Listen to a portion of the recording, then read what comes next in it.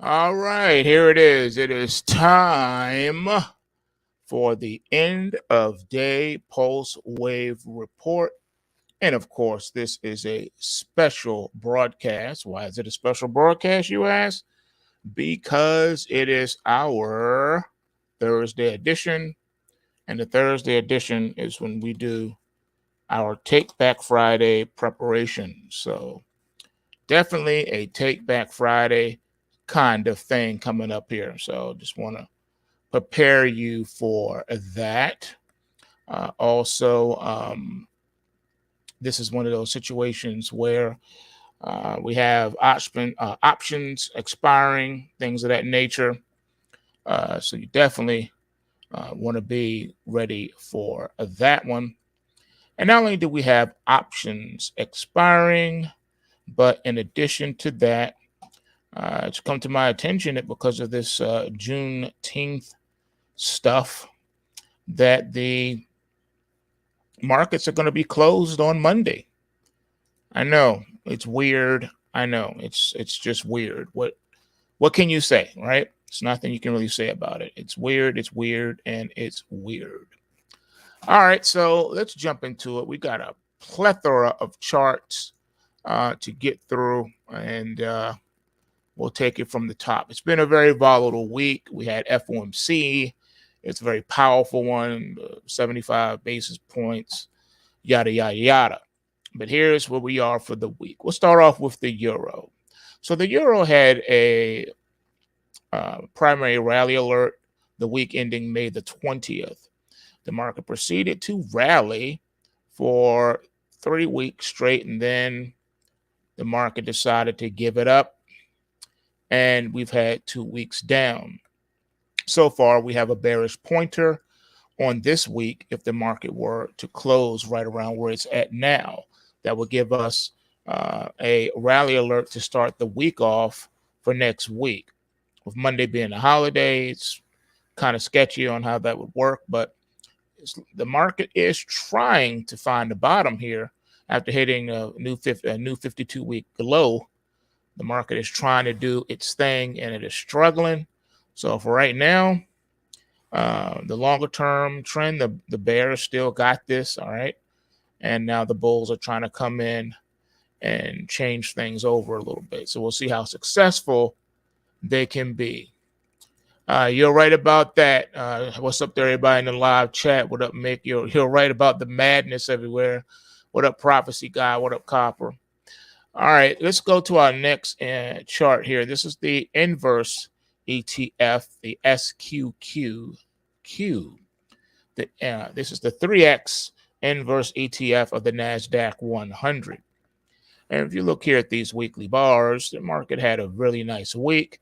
It rallied really nicely from $56 all the way up to $67.69.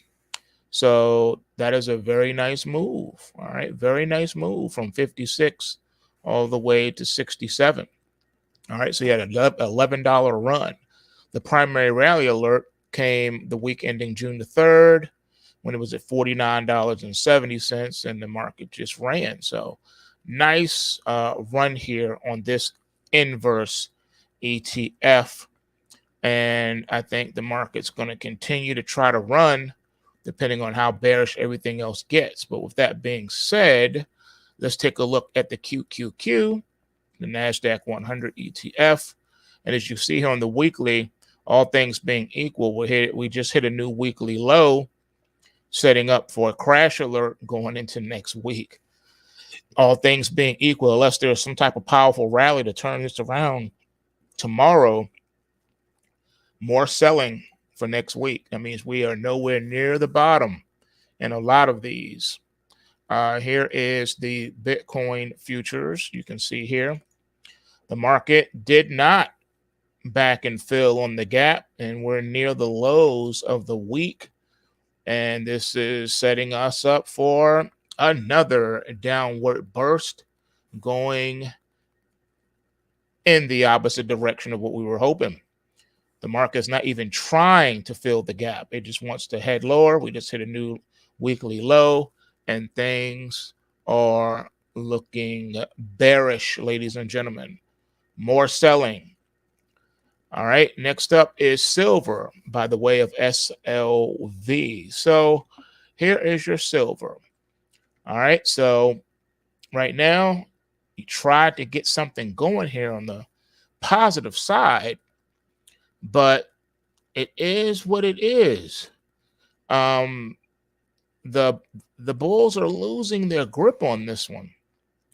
And so far, though, for the week, depending on where we are right now, how this thing ends, you may get a rally alert going into next week, but you're right here at the bottom of the Kumo cloud. So it's going to take a lot of power to have silver to push through this. So I think the longer term trend will prevail, but you are officially in a bear market in silver now on the daily algo chart. That cannot be ignored. Okay. Can't be ignored. And yeah, triple quad witching tomorrow. Absolutely. Absolutely. This is just, it's craziness that's going on right now. I need to check something. Just give me just a second here. I didn't have a chance to do this before I went live. So just bear with me just for a moment here. Just want to get something straight. All right, so okay. Bear with me. Why don't we do, we're gonna do this. I'm just curious with something. Just bear with me. I need to check this. It's very important. So just give me just a sec to do it. All right. Okay. Like I said, I didn't have a chance to do it before we started. And it's okay, because we can do it right here, right now. All right, one more second. And I think I'll have what it is that I want to see. All right. Oh, and by the way, I'm going to be flat going into the weekend. I'm not putting on anything new. Holding the core positions in the commodities that we talked about, but I'm not adding anything to that. We're just going to be flat and see what happens on Tuesday of next week when the market reopens. We'll see what's up. We'll let everybody else have at it on the weekend. I am going to chill for Father's Day. All right, so hold on. Had a problem trying to fix something and it gave me an error. So just hold on a sec. Okay, I found it. Found the error. All right, that was a close one. Okay. All right. Here we go. Okay. I think I have what it is I want now. All right. Okay, let's move on to the S&P 500. That's the next one I want to move on to. All right. And keep in mind, these are weekly charts as well. Okay, we go. Okay. So here on the S&P 500, this is the daily algo chart for the SPY.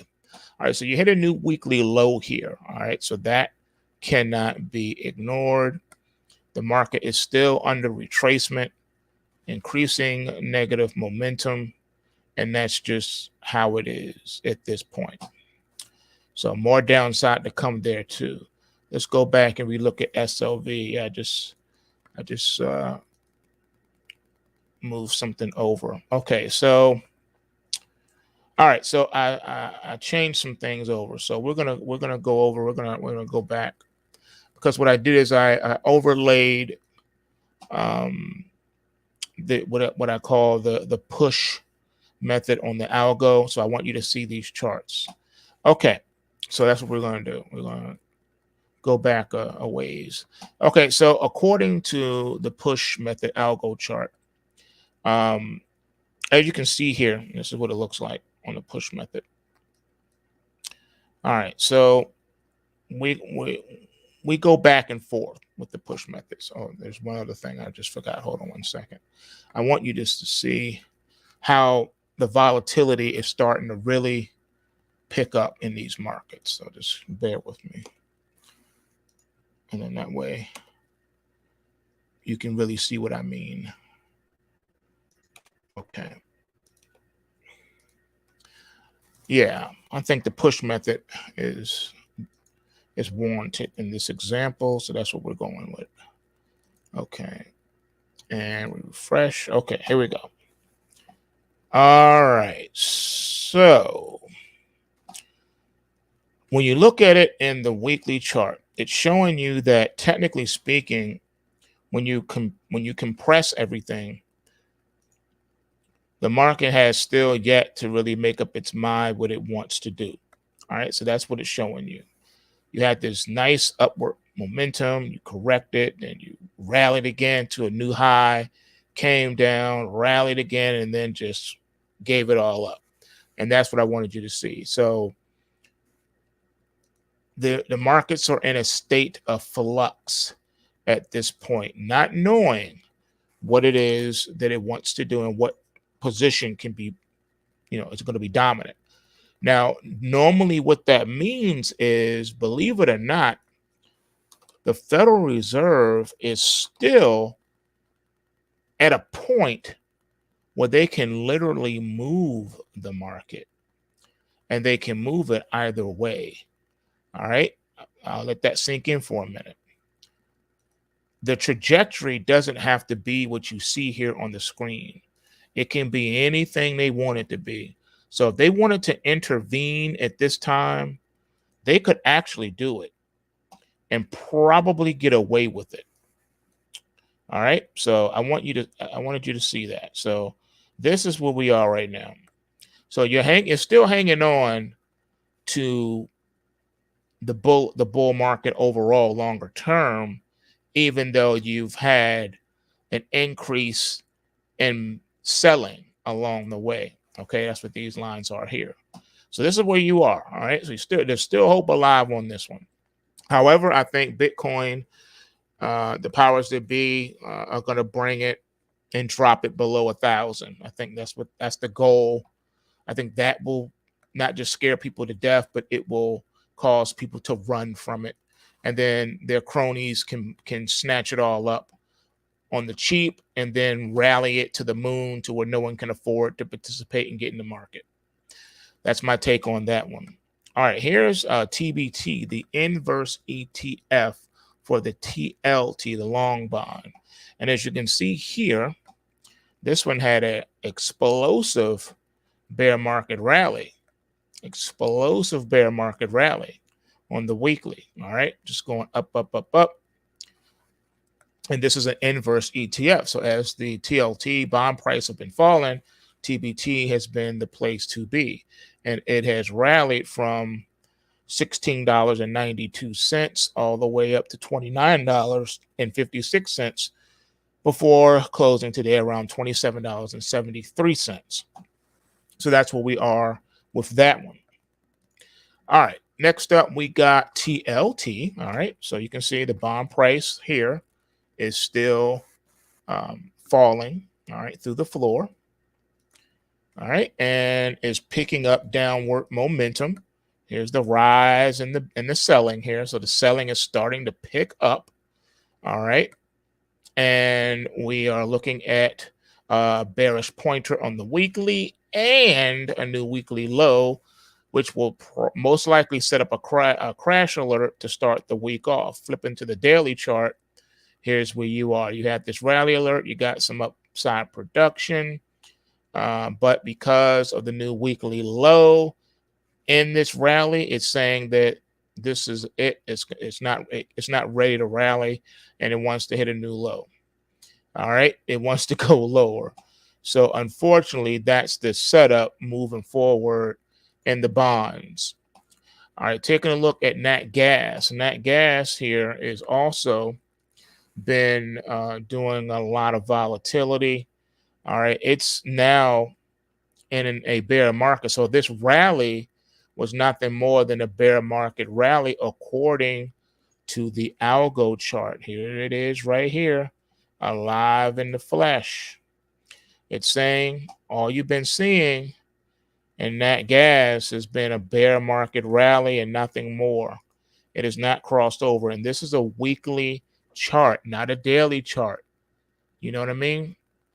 And big props to IP, man. I appreciate it. I appreciate the $5, man. Way to go. All right. So Nat Gas now has put in a new weekly low, and it looks like we're going to start the week off. This will be week one, starting a descent, a correction. First stop is the top of the Kumo cloud, around the $17 to $18 mark. So this one is definitely moving lower. If you have been long, you may want to start booking profits and getting out of the way. Here's the US dollar. Now, this is the ticker UUP. All right, so UUP, as you can see here, has been also showing signs of about to correct. And let's see here. All right, so you still got the bull. You cross from that from a bear market rally to a full-blown bull market now, but now it's starting to have signs of trouble. You had this crash alert. You got this downside. Then the market has reversed and hit a new weekly high. So this one has been getting all types of volatility on you, which is a very strange way to be, but it's how the markets do. So if you look at the inverse ETF of that, which is UDN, if I can, I know I put it up here. Up here it is. All right, here's the UDN. This is how this one's going. Sometimes you can get clues by looking at the inverse ETF. Okay, so it's having the same type of problem. So it had the rally alert. You gapped up, and then the market immediately just came right down and hit a new 52-week low. And this is the inverse ETF of the dollar. So whatever problems the dollar is having right now, the inverse ETF is getting hurt. It's getting hurt. So, and I was holding that UDN, and I got out of it. I got stopped out of that. So it looks like the dollar is going to continue to get stronger. We hit a new 52-week low on the inverse dollar, the UDN, while on the UUP, you did not hit a new 52-week high. All right, so this is key. So I'm expecting the dollar to continue to strengthen. Like I said, I wouldn't be surprised for them to take this thing to 130, 140. It's been there before. There's no reason why it can't go back. All right, here's ADA Cardano. Let's go ahead and view this one. All right, so this one's still in the green zone, still in the bull zone, even though you've come off from this high. And the market's flip-flopping. It tried to get a bottom going, a bull market thing going, and just could not get any upside production. And now it's falling and looking to do even more downside damage to start the week off. Here's Litecoin. Litecoin is looking to be in the same boat of all the other coins. New weekly low so far, and looking to extend downside losses in the week to come. Ethereum is gone the way of Bitcoin, so it's also losing. It lost this upside attempt, no filling of the gap, new weekly low, and this one looks like it's going to go lower.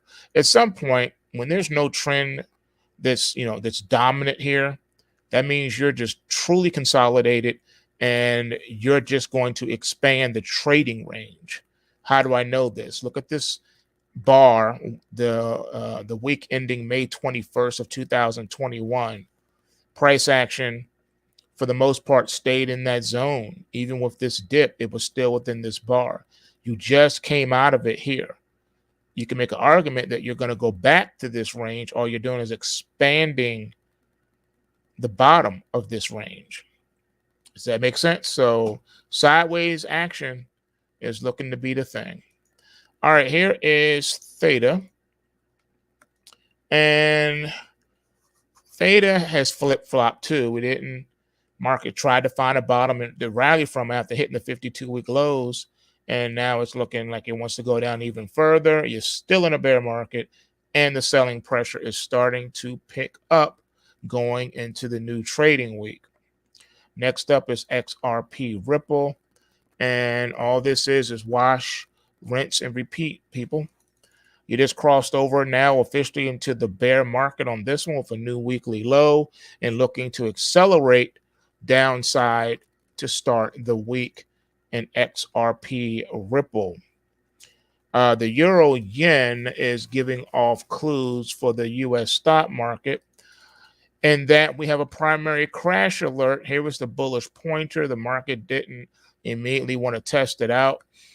The market is rejecting gaps and pointers all of a sudden. It's like this thing wants to fall down. Still in a bull market, though, in the euro yen, and you still got this massive bullish pointer. So at some point, pun intended, after washing out, it's going to come back up and rally again. It has to, whether it be sooner or later. It's going to happen. You can't ignore pointers forever, and you can't ignore gaps forever. Here is crude oil. Crude oil, the most gangster market on the planet, has been consolidating up here. You still got this massive bullish pointer that needs to be reconciled at some point. And right now, this one just hit a new weekly high, and it is looking like it wants to start correcting. But every time it does, the market goes higher. So I don't know. This is just consolidation. I think the bar right here is the consolidation bar, which is also the bullish pointer bar, week ending March the 11th of this year.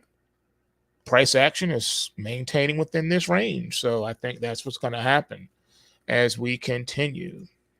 Next up, we got commodities by way of ticker DBA, David Brandon Alpha. And this is right here. You're showing that you're still in a bull market, which means that the bear market rally from back here turned into a bull market. All right, so you're out of the bear zone, you're into the bull zone.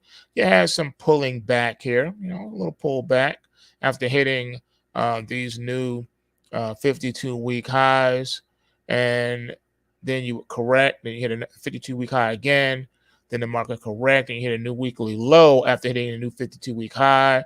So it's just been, getting volatile and trading in a range. The high of the range is this bar right here at $23.01, and the low is at this bar here at $21.27. All right, so that's your trading range. Bullish pointer bar, bearish pointer bar, and the market is caught in between, in the middle.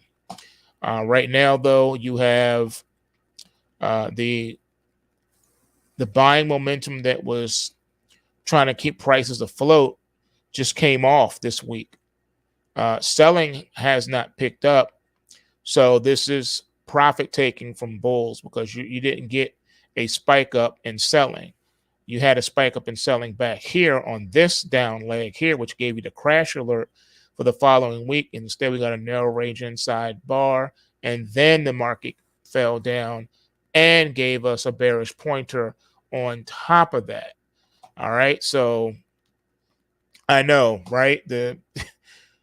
This is all it's getting volatile. I mean, something is about to happen. Something's about to break. Either break away gaps higher or going lower, but something is about to happen. Traditionally, according to market theory, A strong dollar puts selling pressure on commodities. So commodities can't rally in the face of a strong dollar. And that's what we have right now, a strong dollar. So how is it that the grains, that the market's rallying? And that's because of the food crisis, right? So food insecurity is becoming a thing. All right, next up we have here GDXJ. Okay, this is GDXJ.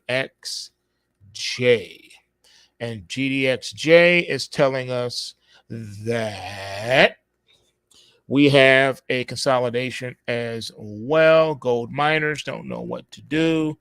The selling has come off this week. Doesn't mean it can't relock back in, but it's looking like this market wants to head lower. I know you had the rally alert here. You got a little bit of production for a couple of weeks, and then you got that sell, and that's what you got. You got a bearish pointer so far. So looks like more selling into next week, as it looks like the bears are starting to build some type of momentum.